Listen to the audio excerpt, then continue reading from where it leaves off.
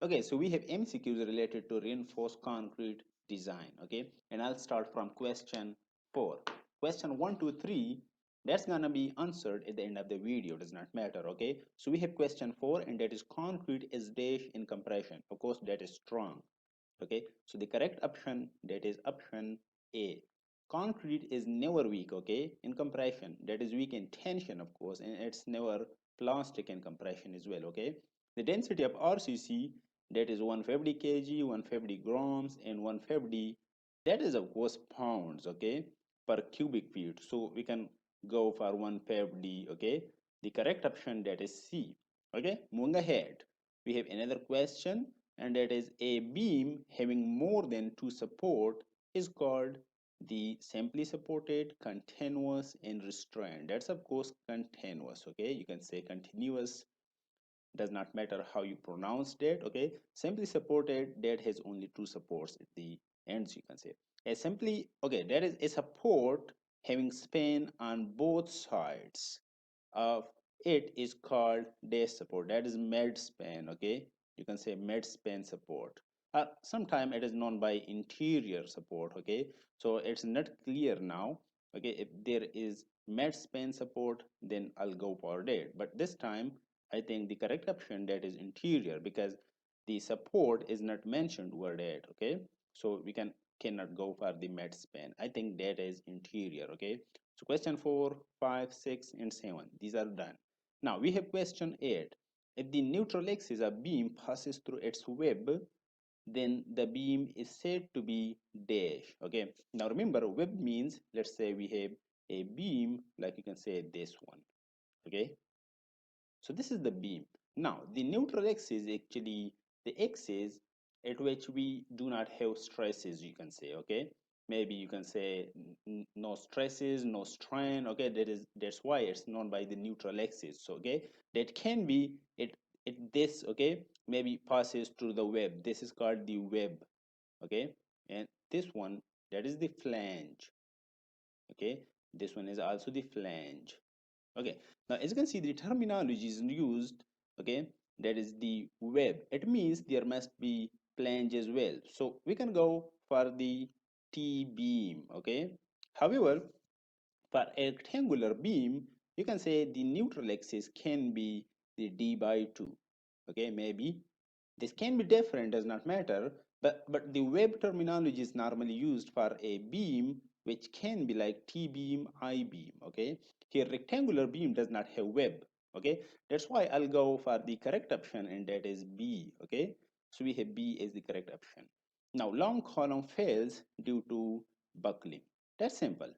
Okay, no tension because that is compression member, maybe little minimum. Okay, so we don't consider that. Okay, and crushing is for the short columns. Now according to ACI code, live load is factored by 1.6. Okay, live, but as you can see in the options, we have 1.4, 1.7, 1.2. We don't have 1.6. Okay, according to ACI, that is 1.6. Okay, so I'll go with option B, which is near to 1.6. Okay, that is 1.7. So that one is correct. Now moving ahead, in one-way slab, dash steel is provided to maintain the spacing of main reinforcement bars. Okay, that's of course the distribution. You can say distributions. Okay, bars. As you can see, let's say we have a slab like this one.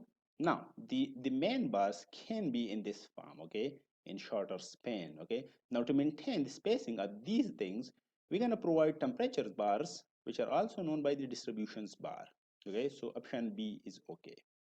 Now compaction factor test is performed for concrete.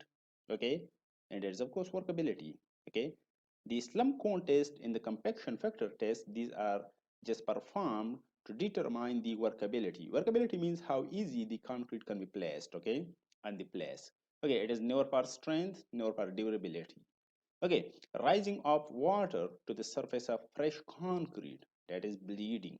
Okay, it's never creep strain. Okay, it's never porosity, it's bleeding. Okay, bleeding means when the water, okay, rises from the surface of fresh concrete.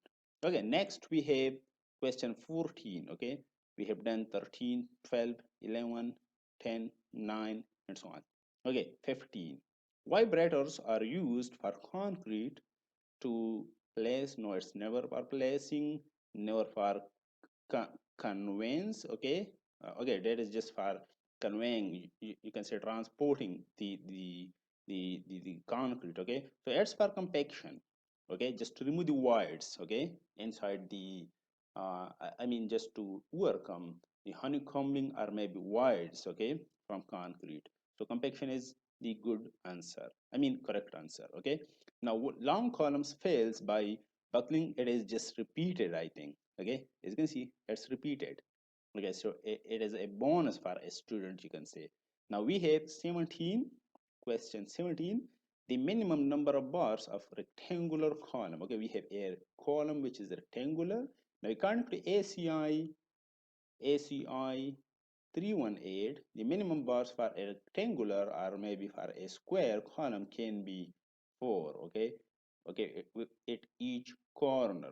Okay, must not be less than 4. So as you can see, it is the minimum, that is correct option, which is of course B. Now, the maximum percentage of steel in column.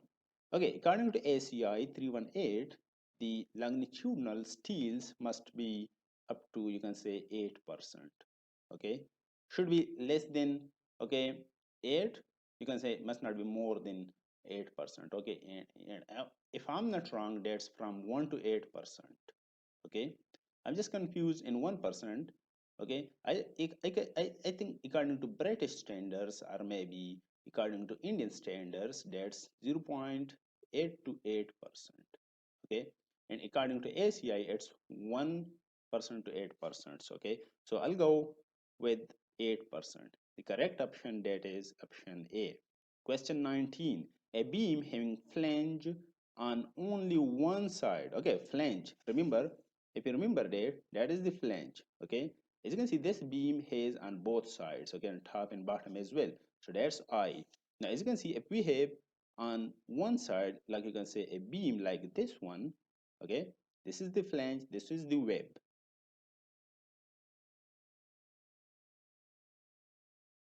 As you can see, we have only one flange. That means this is T beam. Okay, because its shape is just like the same. You can say the same thing as T beam.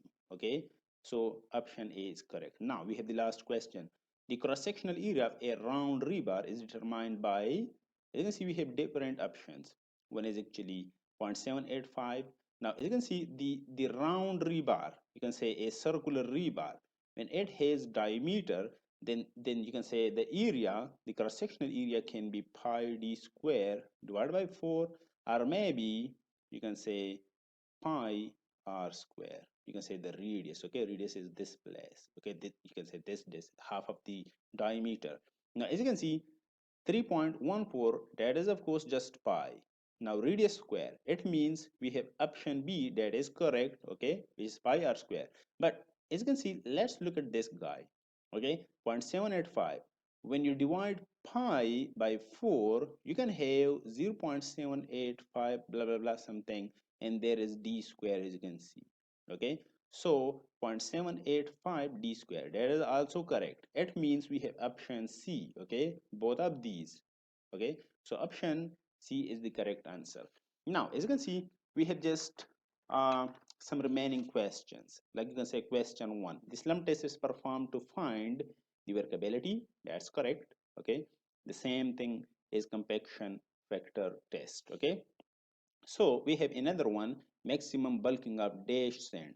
Of course, that is fine sand occurs at 8 to 10% of moisture content. Okay, because fine sand that can absorb more moisture content. Okay, so it can create, you can say it can have more bulking than coarse one. Okay, okay. The next one, the separation. That's the separation of ingredient of concrete is termed as dash segregation. Okay, okay, it is just the separation of, you can say, the separation of coarse aggregate, maybe the separation of fine aggregate from the concrete mixture or mass. That is just termed as the, you can say, segregation. Okay, so this is how you can solve a you can say objective type paper. Okay, and this is related to reinforced concrete design. See you in the next video.